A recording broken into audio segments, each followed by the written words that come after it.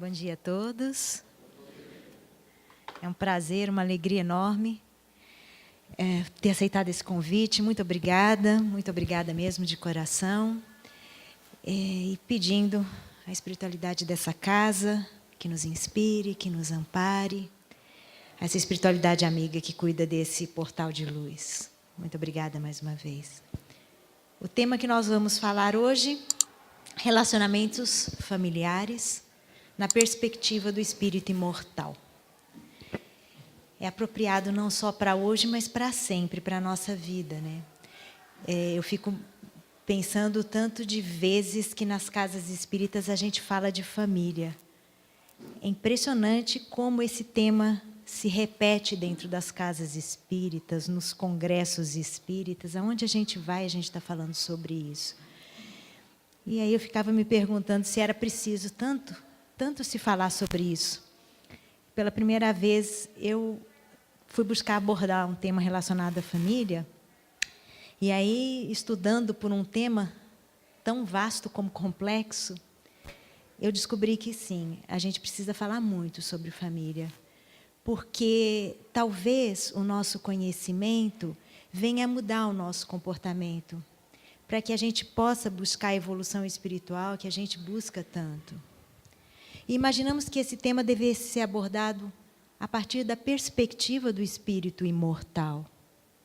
O que pode parecer que não, mas muda completamente a forma como a gente vê os nossos relacionamentos dentro da família. Porque nem todos tiveram uma família segundo os parâmetros considerados, digamos, normais. Muitas pessoas não tiveram na infância a presença física do pai, da mãe. Muitos sofreram abusos dos próprios genitores. Outros foram abandonados. Muitos receberam o carinho de pai e de mãe, de um tio, de um avô. Não dá para abordar esse tema com lente cor-de-rosa. A gente precisa aprofundar o tema para que a gente fique forte, para que a gente possa suportar a luta. Se nós imaginássemos a nossa vida como uma jornada que inicia no berço e termina no túmulo, e que todos os nossos relacionamentos familiares se iniciariam no momento do nascimento, falar de família seria algo pouco complexo. Mas a doutrina espírita complica um pouco isso, a partir de alguns conceitos, como, por exemplo, a pré-existência da alma, a justiça, a bondade de Deus, a lei de causa e efeito e a reencarnação. Porque a reencarnação ensina para a gente que as nossas experiências encarnatórias, elas são todas interconectadas. Elas são solidárias umas com as outras. Isso quer dizer que nós temos vivido muitas encarnações, muitas experiências encarnatórias, tentando resolver algumas questões de ódio, de ressentimento, reencarnando algumas vezes como pais e filhos, outras como marido e mulher, outras na condição de irmãos, e muitas vezes cometendo os mesmos equívocos. Uma outra questão que a gente fala muito, eu escuto muito, é que o amor de mãe é o amor que mais se aproxima ao amor de Deus. Eu sou mãe, eu gostaria de acreditar nisso. Mas se a gente for fazer uma análise, algumas mães dizem que o amor que elas devotam ao filho é o maior que o devotado a qualquer um dos outros parentes. Muitas vezes até maior do que aquele que é devotado ao parceiro. Mas, se numa próxima experiência encarnatória, aquele filho tão amado vem na condição de esposo, como é que fica? Dá para perceber o tamanho da confusão? Eu gostaria de iniciar a reflexão de hoje através de um relato bíblico de uma situação vivida em família.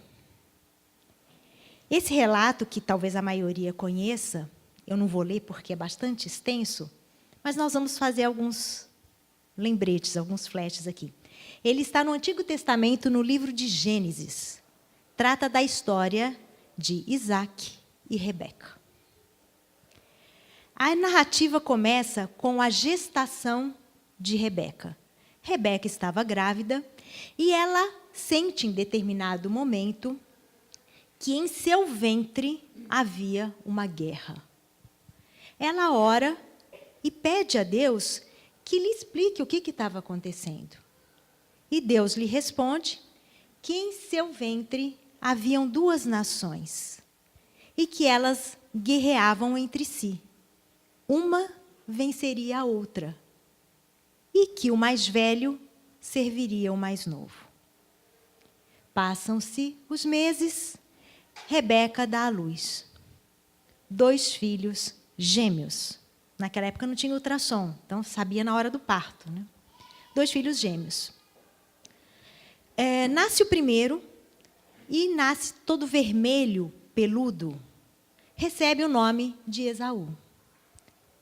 Para a cultura hebraica, o nome tem muito a ver com a personalidade da pessoa, com a missão, com circunstâncias. O nome é dado no momento do nascimento e ele tem um significado muito diferente do que é para nós. Então, Esaú nasce com o corpo coberto de pelos, muito peludo. O que quer dizer, em hebraico, corpo coberto de pelos. Esaú. O segundo filho nasce agarrado no calcanhar do primeiro e recebe o nome de Jacob, aquele que segura no calcanhar. No momento do nascimento dos filhos, a relação do casal já vinha bastante desgastada. Talvez pelo tempo, pela indiferença que muitas vezes nos relacionamentos vai se instalando com o tempo. E o casal começa a devotar aos filhos toda a afeição que eles tinham e que deveria ser distribuída também entre eles. Mas com uma particularidade. Rebeca tinha uma preferência por Jacob. Jacob era um homem pacato, vivia em tendas, mais quieto, mais humilde. Isaac tinha uma preferência por Esaú. Esaú era um caçador, nômade, vivia da caça. E o pai Isaac tinha uma fraqueza, o estômago. Ele gostava de comer bem. Esaú sempre preparava para o pai as caças que ele fazia, preparava um assado e oferecia ao pai. E essa preferência dos pais pelos filhos trouxe repercussões grandes, como sempre traz. Porque quando há a preferência dos pais por um dos filhos, aquele que se sente preterido da relação, ele tenta, de alguma forma, chamar a atenção dos pais. E muitas vezes, de forma desequilibrada. O que traz consequência para a própria vida dele e para a própria sociedade. Os pais podem fazer muito mal aos filhos. E aqui não é trazendo nenhum sentimento de culpa, não. Porque nós somos aprendizes nessa condição de pais e mães. Educando os nossos filhos a partir de precariedades que nós temos. De questões mal resolvidas com os nossos pais. Que também têm as precariedades deles e questões mal resolvidas com os pais deles. Somos aprendizes nesse processo de educarmos, de nos relacionarmos. Mas nessa perspectiva, essa preferência dos pais trouxe consequências bastante trágicas para a vida dos dois. Muitas das experiências vividas na infância e os traumas vividos, carregamos por toda a vida, por toda a existência. Porque é na família que a gente vai talhando e moldando a nossa personalidade, quem nós somos, na verdade. Isso é tão importante que Mateus começa a narrativa do seu evangelho com a genealogia de Jesus, e não pelo nascimento de Jesus. Bom, passam-se os tempos. Um dia, Esaú, chegando da caça, ele chega em casa com muita fome e pede a Jacobe que lhe sirva um cozido que ele tinha preparado, porque ele estava cansado e com muita fome. Jacobe, então, lhe faz uma proposta. Diz que lhe serviria o cozido em troca da primogenitura de Esaú. E é interessante porque a primogenitura para o povo hebreu tinha alguns significados.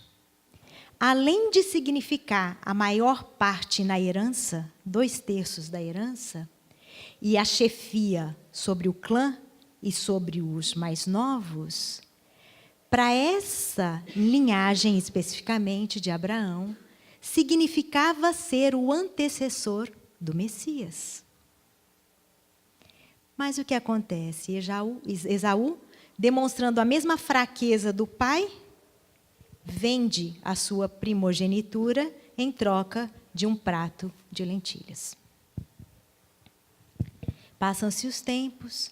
Isaque, já muito velho e cego, percebendo o momento da morte se aproximar, ele resolve chamar o filho Esaú para abençoá-lo. A bênção para eles tinha um poder enorme também, em determinar, inclusive, o futuro. Então, ele chama Esaú e pede a ele que saia, casse um cordeiro, prepare para ele, para que ele comesse, e, em seguida, o abençoasse. Rebeca escuta. E ela acha aquilo muito injusto. Que Esaú receba toda a bênção e Jacobe não. Então, ela arma um plano, chama Jacobe e fala para ele: você vai sair, caçar um cordeiro, eu vou preparar do gosto de seu pai e você vai se apresentar como se fosse Esaú e receber as bênçãos antes dele. Jacobe fica muito preocupado. Fala, mas isso é muito perigoso. Porque, primeiro, eu sou liso, o meu irmão peludo. Se o meu pai percebe, essa bênção vai se transformar numa grande maldição. Rebeca insiste que ele faça como ela tinha determinado. E que, se houvesse alguma maldição, que recaísse sobre ela. Como se a gente pudesse mesmo definir qual a consequência das atitudes que nós tomamos, né? Como se isso estivesse nas nossas mãos. Mas Jacobe faz como a mãe mandou. Sai, caça, Rebeca prepara o assado e aí ela veste Jacobe com as roupas de Esaú. Coloca pelos de animais nos braços e pede a ele que se apresente ao pai. Jacobe chega ao pai, Isaque, e fala: meu pai, trouxe o seu cozido, coma para que depois me abençoe. Isaque, então, se aproxima dele e fala: quem é? Ele fala: sou eu, Esaú, seu primogênito. Coma. E aí Isaque se aproxima e fala assim: a voz é de Jacobe. Mas aí, tocando nos braços, ele fala: mas os pelos são de Esaú. É você mesmo? E Jacobe, pela segunda vez, diz: sim, sou eu, seu filho Esaú. Nós precisamos entender quais são as consequências desse ato também. Porque Jacobe, por 2 vezes, nega a própria identidade. O nosso nome é a nossa identidade. Isso teve um impacto tão grande na vida de Jacobe, que 20 anos depois, quando ele tem uma experiência com o anjo de Deus, em que ele luta com o anjo de Deus, da onde vem o nome Israel, aquele que luta com Deus, O anjo que se apresenta a ele pergunta para ele 2 vezes: qual é seu nome? Ele fala: por que perguntas meu nome? Mas aí, Isaac, se aproximando, sente o cheiro de Esaú, porque ele estava vestindo as roupas do irmão. E aí, então, abençoa Jacó. Quando Esaú chega com a caça e descobre que o irmão o tinha enganado, ele fica muito revoltado. E fala: não é à toa que se chama Jacobe. Pela 2ª vez me enganou. E aí ele faz um trocadilho com o nome do irmão. Porque a gente sabe que no hebraico as palavras vêm de uma raiz comum. Então Jacobe vem uma raiz, o Q e o B. Porque as vogais também não eram colocadas, as palavras eram emendadas e sem as vogais. Então a raiz, Akev, quer dizer calcanhar. Então, o iod que é colocado antes, aquele que agarra no calcanhar. Mas Akav quer dizer enganar, aquele que engana, aquele que usa de astúcia. Então, ele faz um trocadilho com o nome do irmão. Porque por 2 vezes ele o tinha enganado. E ele, de posse dessa revolta, jura que assim que o pai morrer, ele mataria o irmão. Mais uma vez, isso chega aos ouvidos de Rebeca e ela, extremamente preocupada, arma uma outra questão, um outro plano para proteger Jacó. Chama Isaac e diz para ele que não gostaria que Jacó tomasse como esposa alguém daquela região, que era de Canaã. Que ele deveria ter uma esposa da linhagem de Abraão. Isaac concorda.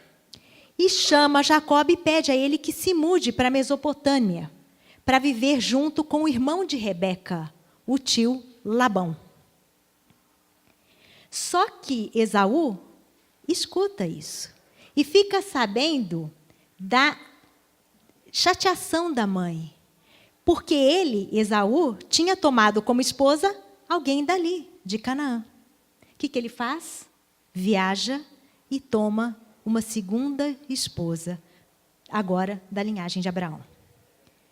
Para a gente ver o que os filhos não fazem, com o objetivo de ter a aprovação dos 2. Não interessa ter a afeição de um, eles querem a aprovação dos 2. E eles tomam atitudes buscando essa aprovação, buscando essa aceitação. Mas Jacó, então, viaja e vai até a fazenda desse tio, Labão. Quando ele chega lá, ele conhece a filha mais nova do tio e se apaixona por ela, por Raquel. Então, ele arquiteta um plano. Chama o tio e fala para ele que trabalharia para o tio de graça por 7 anos, com o objetivo de receber a mão da filha mais nova em casamento.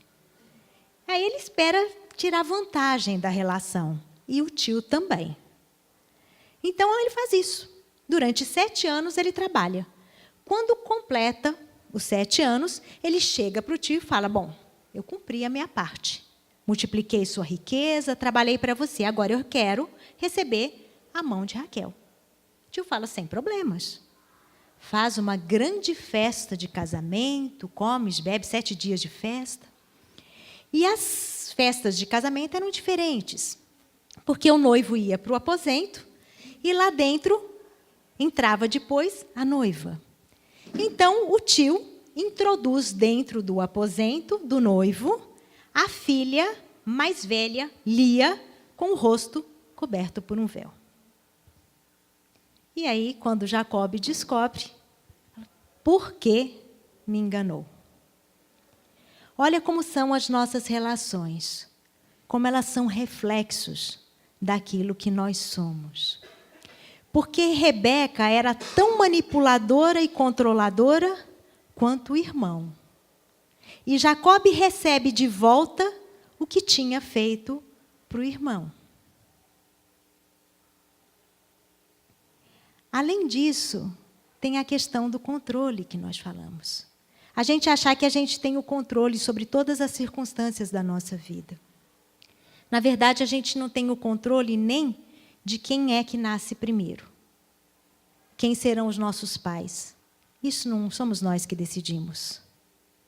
Quem é que veio primeiro? Não somos nós que decidimos. E a questão dos espelhos. Os espelhos são colocados dentro da família para que promovam o nosso autoconhecimento. Porque o que me incomoda no outro é aquilo que eu não enxergo em mim. Ou que eu não quero aceitar, que eu nego. É a minha sombra. Então, os relacionamentos promovem para nós o nosso autoconhecimento. Por isso que tantas vezes a gente tem experiências iguais com pessoas muito parecidas. Às vezes a gente se relaciona com alguém, passado algum tempo a gente se afasta, fala assim, não, essa pessoa não tem nada a ver comigo. E inicia um novo relacionamento com uma outra pessoa igualzinho. E acha que é falta de sorte. As pessoas são, na verdade, instrumentos que Deus coloca para a gente, para que possa promover o nosso conhecimento. Naquele momento, Jacob era chamado para reconciliação com o irmão. O tio foi um instrumento. O problema é que a gente se apega tanto às pessoas que a gente se esquece que elas são instrumentos de Deus. Quando nós estamos envolvidos numa situação muito difícil, que nós não conseguimos resolver, a gente precisa pensar que forças superiores atuam para que aquela situação esteja acontecendo. Paulo, na carta a Filemon, quando ele escreve a carta a Filemon, ele já estava preso.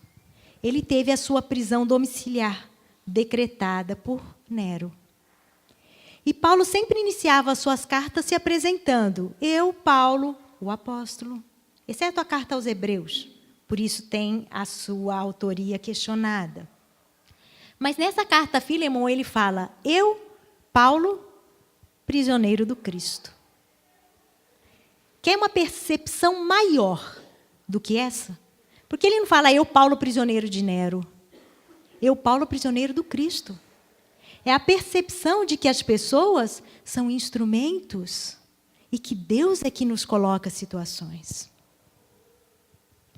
Um comentário rabínico sobre essa passagem é bastante interessante, porque esse rabi diz que a venda da primogenitura que Esaú fez em troca de um prato de lentilhas, ela não pode ser negligenciada e vista como algo banal. Porque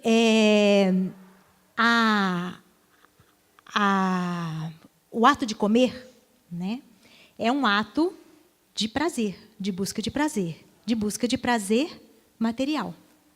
E ele fala que Esaú era um nômade. E é uma representação das pessoas que buscam os prazeres instantâneos e que não sentem prazer em algo mais profundo, em algo mais duradouro. Então, são exatamente a representação dessas pessoas que só querem o prazer material, como se tivesse uma visão muito materialista da vida. Isso é tão importante que Paulo também, na carta aos Coríntios, no capítulo 15, ele vai falar sobre isso. Ele está falando sobre reencarnação, na verdade, sobre a ressurreição para eles. Porque a ressurreição era a esperança do povo hebreu. Toda a doutrina do Cristo foi colocada em cima da ressurreição. A ressurreição era a esperança. Então ele diz, se não há ressurreição, comamos e bebamos, porque amanhã morreremos. O Evangelho e os nossos relacionamentos nos chamam o tempo todo para o perdão e para a reconciliação. Evangelho em família é perdão e reconciliação. Interessante de ver, na sequência da vida de Jacob, o quanto a gente tende a recompor comportamentos que a gente viveu e que nos trouxe sofrimento. Porque Jacob veio de uma experiência de preferência dos pais pelos filhos. E quando ele tem os filhos, os 12, que dão origem depois às 12 tribos de Israel, ele demonstra uma preferência pelo filho mais novo, José. E o ódio dos irmãos pela preferência do pai faz com que eles o vendam como escravo, que é o José do Egito. O mesmo comportamento que trouxe para ele sofrimento, ele fez de novo, da mesma forma. É interessante ver o que nos leva a repetir comportamentos que trazem sofrimento. A gente tem uma tendência de transformar as nossas relações em algo seguro. Um produto conhecido, acabado, e não um processo em formação. Essa é a armadilha da segurança. Porque o ego inseguro busca segurança. Se uma criança vem de uma família em que ela observa a indiferença entre os pais, ela vai crescer achando que casamento é isso. E vai tentar levar para o seu relacionamento algo parecido. Se ela encontra uma pessoa que vem de uma família onde a tônica era o afeto, a tendência é que o outro rejeite. Nós precisamos entender que quando nós nos casamos, nós levamos todo o nosso conteúdo psíquico, o nosso ego, as nossas experiências e a nossa sombra. E a gente precisa construir algo novo. Algo que respeite os nossos processos de individuação, de autoconhecimento. Porque se eu não faço o meu autoconhecimento, eu vou começar a achar que o outro tem que fazer por mim aquilo que eu não faço. E isso é muito ruim. Porque se o outro não consegue atender a expectativa que é minha, ou eu fico ressentido, ou eu começo a definir uma situação de poder sobre o outro. E aí não existe amor mais. Um grande problema que nós temos vivido na atualidade é a perda de sentido da vida. Viver se tornou banal. Apenas quando a gente tem a noção da visão espiritual da vida, da nossa conexão com Deus, só nessa situação é que a gente pode transformar os nossos relacionamentos e a nossa vida em algo santo, sagrado. Porque nós estamos falando da perspectiva do espírito imortal. Quanto tempo será que nós vivemos dentro da doutrina espírita? Talvez seja essa a primeira encarnação nossa dentro da doutrina espírita. Nós temos 160 anos de espiritismo. 1.900 anos de catolicismo. Milhares de anos das doutrinas espiritualistas do Oriente. Mais de 500 anos das igrejas reformadas. Isso quer dizer que nós aprendemos que a nossa conexão com Deus só ocorre dentro de lugares sagrados. Dentro da igreja, do templo, do centro espírita, ou através de lugares sagrados, ou através de objetos sagrados. Isso quer dizer que nós não conseguimos ver o nosso lar como um lugar sagrado. E ali a gente dá o direito de ser o que é. E mostramos o pior de nós. Emmanuel, na introdução do livro Caminho, Verdade e Vida, ele fala o seguinte: Deus não teceu uma linha divisória entre templo e oficina. Está tudo junto. Então, quando nós estamos desconectados da nossa paternidade divina, a gente vai vivendo uma vida sem sentido, sem significado. E dentro dessa banalidade, não tem muito espaço para escutar o outro. A gente escuta teclando. E desconectados e individualistas, nós somos muito frágeis. E nós vamos vivendo na carência. Porque só existe abundância quando nós nos conectamos com a fonte sagrada da vida. Isso acirra o egoísmo, a indiferença. Na questão 775 do Livro dos Espíritos, Allan Kardec pergunta aos espíritos: qual seria para a sociedade o resultado do afrouxamento dos laços de família? Os espíritos respondem: o recrudescimento do egoísmo. A partir do momento que nós possamos fazer a nossa reconexão com Deus, é que nós vamos adquirindo a força e a sacralidade da nossa vida, da nossa existência e das nossas relações. Muitas situações difíceis que acontecem conosco é quando a gente não se apercebe da nossa paternidade divina.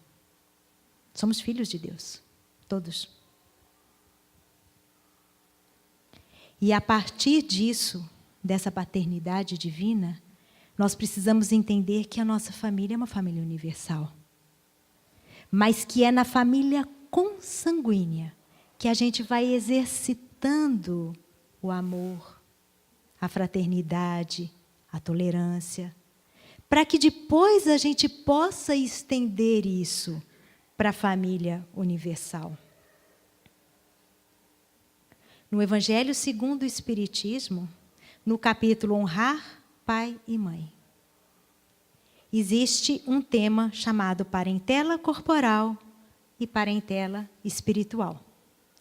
E lá Allan Kardec coloca que a parentela corporal tem como característica a temporalidade e que muitas vezes ela se dilui na própria encarnação. E a parentela espiritual tem como característica a perenidade. E ele fala também que dentro de um núcleo familiar, como parentes muito próximos, nascem, na maioria das vezes, espíritos simpáticos. Vocês podem ler, porque eu li 3 vezes para ver se era isso mesmo que estava escrito. Isso quer dizer que nós estamos às turras com os simpáticos. A hora que chegarem os antipáticos, eu não sei o que vai ser. Porque algumas outras vezes é que a gente se une a espíritos que estão ligados por laços de antipatia, mas na maioria das vezes não. E que os verdadeiros laços de família são aqueles da sintonia de pensamento e de simpatia. E esses laços não se acabam, nem antes, nem durante, nem depois da nossa encarnação. Joana de Ângeles, no livro Garimpos de Amor, ela fala o seguinte: ama sempre, mas não te permitas relacionamentos conflituosos sob a justificativa de que tens a missão de salvar o outro, porque ninguém é capaz de tornar feliz aquele que a si mesmo se recusa à alegria de ser pleno. A gente escuta isso muito entre os espíritas, em que um fala que só continua casado com o outro porque tem a missão de salvar o outro. Por trás de uma afirmativa como essa, tem um espírito extremamente orgulhoso que acha que é santo, que o problema da relação é só o outro e que ele tem que salvar. E aí eu vou vivendo o contraste, a cruz, o karma, o obsessor encarnado. E vou criando a ilusão de que com isso eu estou evoluindo. Mas acontece que o sofrimento só traz crescimento a partir do momento que eu realmente aprendo com ele, cresço com ele. E se eu estou reclamando, eu não estou crescendo. Porque muitas vezes eu faço de tudo para manter aquela situação. Porque eu acho que se eu sofrer mesmo reclamando, eu estou crescendo, eu estou evoluindo. Joana de Ângeles fala ainda no livro Garimpo de Amor, quando o amor real suplantar os interesses do sexo e a necessidade de companheirismo e ternura, sobrepujar as inquietações do desejo, o matrimônio se transformará na união ideal de corpos e almas a serviço da vida. Família, para a doutrina espírita, é a reunião de seres com um propósito evolutivo, pré-estabelecido. Isso implica na união de seres que se unem por laços de amor, mas também por laços de ódio. Mas a gente não pode perder de vista que o objetivo é a evolução. Por isso que muitas vezes a gente vê situações de dor e de sofrimento, como nós falamos, de violência, de abandono.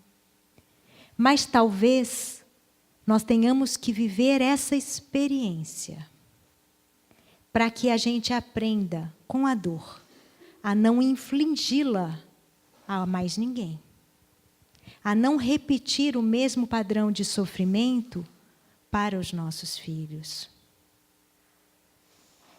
Porque à medida que a gente aprende com as experiências, ou mesmo à medida que a gente resgata, porque muitas vezes a gente está resgatando situações do passado, eu vou construindo para mim um futuro melhor, uma nova existência melhor.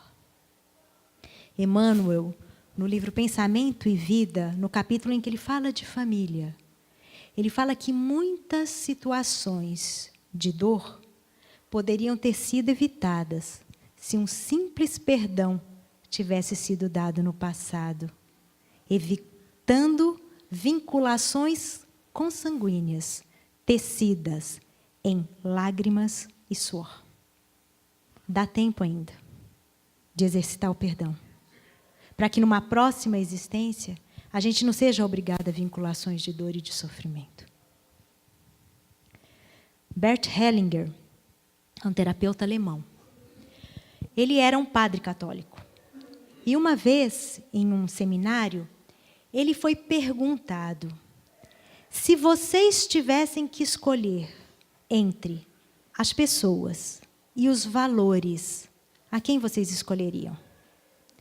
Ele ficou muito tocado com aquela pergunta, porque ele sabia que ele tinha que responder naquela hora que ele escolheria as pessoas, mas sabia que, no fundo, eles escolheriam os valores. A partir daí, ele começa uma pesquisa para saber o que leva as pessoas a se manterem tão fiéis aos valores em detrimento das pessoas. Aí ele se afasta da ordem religiosa e começa a estudar o que leva as pessoas a reproduzirem padrões familiares de muito sofrimento. E ele chega ao que nós conhecemos hoje como constelação familiar. Na constelação familiar, segundo a concepção de Bert Hellinger, a família é um sistema, e todos que a ela se vinculam pela força da vida. Um filho só chega a um sistema porque todos aqueles que vieram antes dele fizeram tudo o que era necessário para que ele chegasse. E Bert descreveu leis sistêmicas, leis naturais, que regem os relacionamentos. E essas leis funcionam independente da nossa vontade, da consciência que nós temos sobre ela, da nossa aceitação ou da nossa desaprovação delas. A primeira dessas leis é a ordem. A ordem indica que quem veio primeiro, veio primeiro. Quem veio primeiro é grande. Quem vem depois é pequeno. Quem vem primeiro, dá. Quem vem depois, recebe. Esta é a relação entre pais e filhos. E todas as vezes que, por qualquer razão, a gente tenta inverter essa ordem, o fluxo da vida não pode seguir adiante. Sem mãe, sem pai, ou sem marido, ou sem esposa. Tudo começa na fonte da vida. Isso tem uma implicação importante, porque se eu fizer a conexão com todas as mulheres que vieram antes de mim, e perceber todo o sofrimento, lágrima, abnegação dessas mulheres, eu preciso honrar a existência delas. E honrar a existência delas quer dizer, eu não posso ser menos do que o que vocês foram. Eu não preciso ser solidária. Eu não preciso sofrer, chorar e viver todas as dores que elas viveram, porque elas já fizeram isso, para que eu já estivesse lá na frente. E a partir do momento que eu já recebi a minha vida lá na frente, eu tenho a obrigação de ir mais longe. Todas as vezes que os filhos se sentem grandes diante dos pais, todas as vezes que eles tentam tratar os pais como se pais deles fossem, ou resolvem reclamar pelo que eles acham que lhes tenha faltado, ou sentem pena dos pais, essa ordem se inverte. E o fluxo da vida não segue.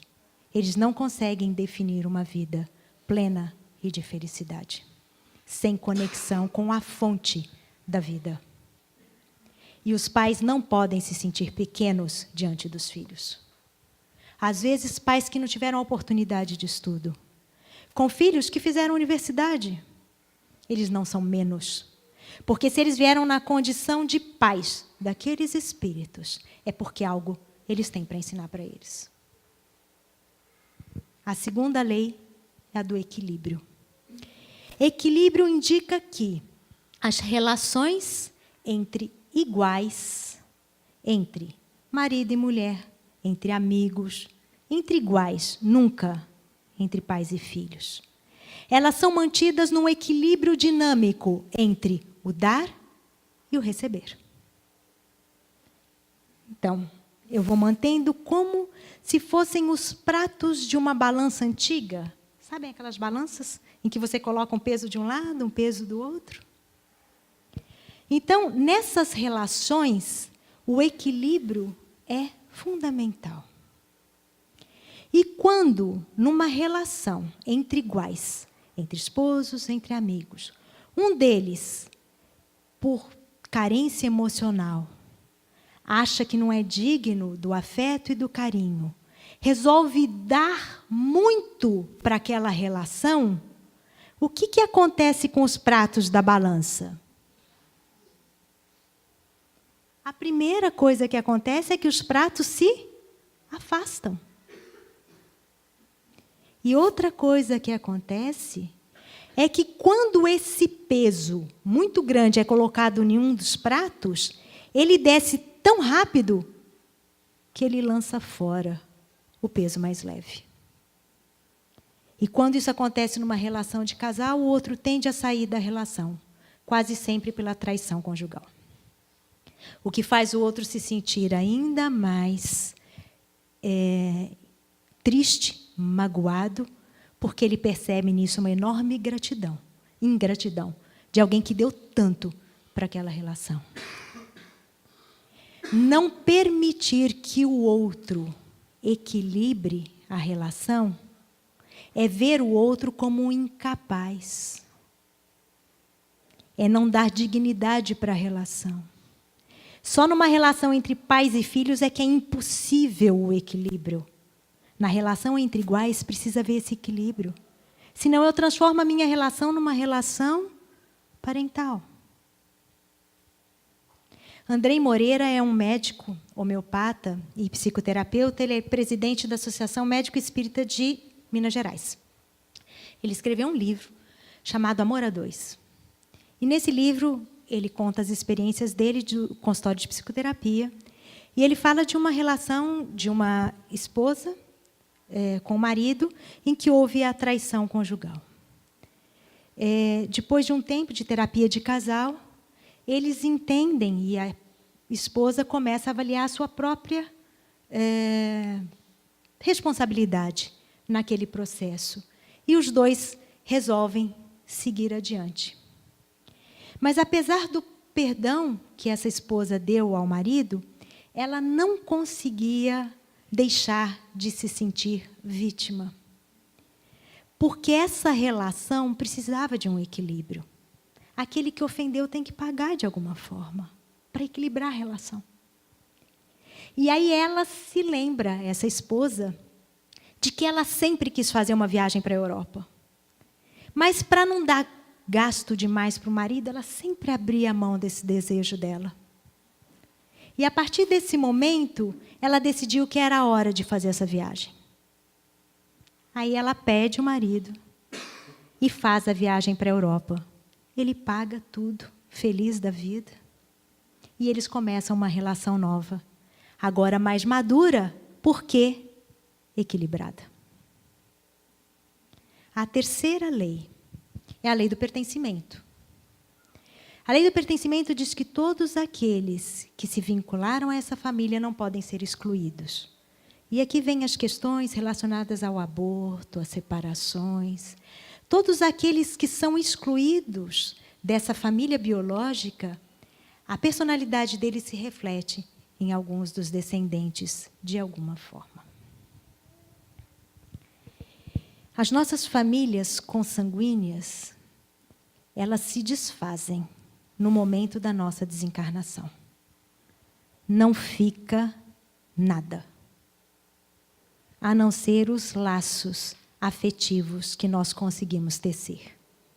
O nosso legado afetivo, que pode ser agradável ou desagradável. E esses laços afetivos, eles são tecidos no dia a dia. No obrigado. Obrigado por você existir. Obrigado por me amar. Obrigado pela ajuda. Obrigado porque você está perto de mim. E isso se faz em todas as relações, porque a gente não ama uma única pessoa, a gente ama muitas pessoas. No por favor. O por favor é um gesto de humildade, da aceitação de que nós precisamos do outro. Por favor, tem paciência comigo. Por favor. Entende os meus desequilíbrios, as minhas atitudes impensadas. Entende que às vezes eu não sou tão gentil como eu deveria ser. Por favor, me aceita do jeito que eu sou. Porque se eu tenho que me ajustar ao que o outro espera que eu seja, o tempo todo vai ficando tão pesado. E quando a gente é aceito exatamente do jeito que a gente é, ai, que alívio. E se uma família tem a oportunidade de orar junto, dá para imaginar a quantidade de bênçãos que se derrama sobre esse lar? Para finalizar, eu gostaria de dizer que algumas situações difíceis da vida, às vezes a gente não consegue resolver, porque ninguém consegue ultrapassar os próprios limites, diz Joana de Ângeles em Constelação Familiar. Nós temos limites e a vida nos impõe inúmeros deles, que são vencidos passo a passo no carreiro das nossas reencarnações. Mas, diz ela, nada na natureza se perde, principalmente no que tange aos investimentos do amor. Então, naquelas situações difíceis que nós não conseguimos resolver, vale a pena aceitar e confiar no amanhã e na misericórdia de Deus.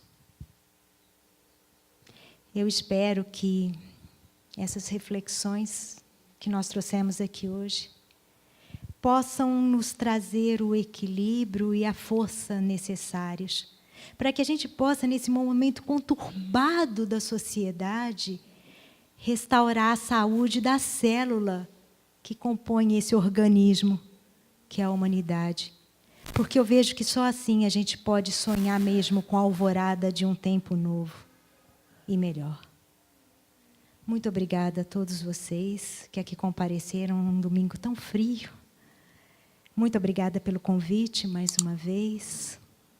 E eu espero que Deus a todos nos ampare e abençoe, especialmente aos pais nesse dia. Muito obrigada.